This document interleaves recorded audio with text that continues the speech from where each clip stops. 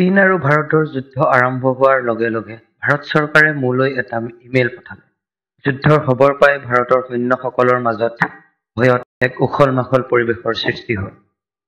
আৰু লগে লগে মই এখন প্ৰাইভেট প্লেনত বহি চীনলৈ বুলি যাত্ৰা আৰম্ভ কৰিলোঁ। যুদ্ধৰ খবৰ পাই ভাৰতৰ গোটেই মানুহবোৰ ভয়ত নিজৰ নিজৰ হেলিকপ্টাৰবোৰ লৈ চীনলৈ যাবলৈ আৰম্ভ কৰিলে। সকলোৰে মাজত এক আশংকাৰ সৃষ্টি হ'ল।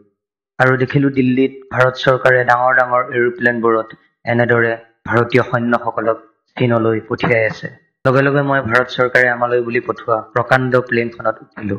কিন্তু বৰ্তমানলৈকে ভাৰতীয় সৈন্যসকল আহি প্লেনখনত উপস্থিত হোৱা নাই। গতিকে মই অলপ বহি লৈ যুদ্ধৰ বাবে তৈয়াৰী আৰম্ভ কৰিলোঁ। প্লেনখনৰ খিৰিকীৰে বাহিৰলৈ চাবলৈ চেষ্টা কৰিলোঁ। ভাৰতীয় সৈন্যসকলে মোবাইল ফোনত ইজনে সিজনক যুদ্ধৰ বাবে সাজু হ'বলৈ ফোনত কৈ আছে।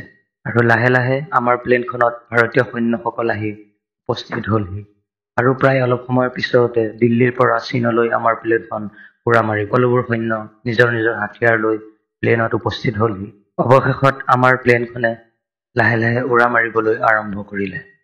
আৰু দেখিলোঁ আকাশৰ ওপৰেৰে আমাৰ কাষেৰে ডাঙৰ ডাঙৰ প্লেনবোৰত ভাৰতীয় সৈন্যসকলক ভাৰত চৰকাৰে যুদ্ধক্ষেত্ৰলৈ বুলি পঠিয়াইছে। এক উখল-মাখল পৰিৱেশৰ মাজেৰে ভাৰতীয় সৈন্যসকলে বুকুত সাহস বান্ধি যুদ্ধক্ষেত্ৰলৈ বুলি ৰাওনা হ'ল। অলপ দূৰ গৈ দেখিলোঁ আকাশৰ মাজত ডাৱৰত ইলন মাস্কে বিয়া পাতিছে।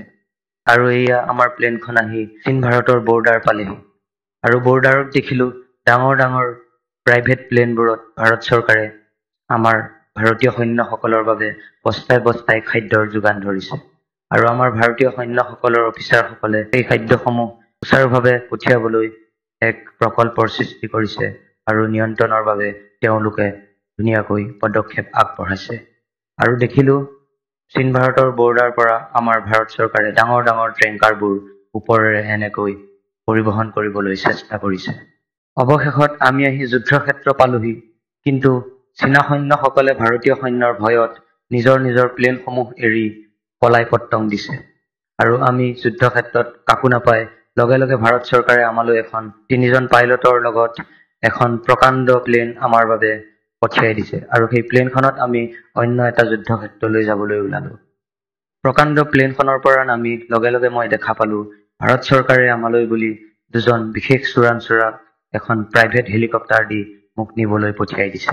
আৰু সেই 2জন চোৰাংচোৱা বিষয়াৰ লগত ভাৰত চৰকাৰে পঠাই দিয়া সেই বিশেষ প্ৰাইভেট হেলিকপ্টাৰখনৰ উঠি কলা ডাৱৰৰ মাজে মাজে আমি এনেদৰে অন্য এখন যুদ্ধক্ষেত্ৰলৈ যাবলৈ আৰম্ভ কৰিলোঁ। তো আজিৰ ভিডিঅ'টো ইমানতে সামৰোঁ। অন্য এটা ভিডিঅ'ত লগ পোৱাৰ প্ৰতিশ্ৰুতিৰে আপোনালোকৰ পৰা বিদায় বিচাৰিছোঁ। ধন্যবাদ।